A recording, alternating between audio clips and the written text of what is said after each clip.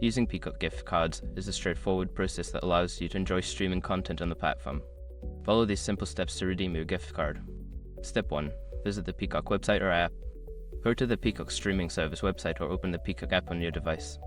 Make sure you are connected to the internet. Step 2. Sign in or create an account.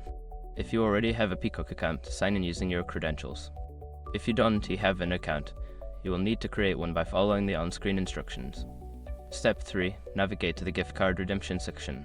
Once logged in, look for the option to redeem a gift card. This is usually found in the account settings or billing section of the website or app. Step 4. Enter your gift card code.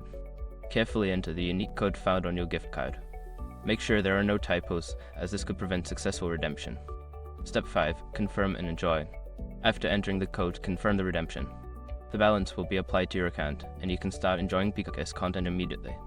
Now you're ready to explore all that Peacock has to offer with your gift card. Enjoy your streaming experience.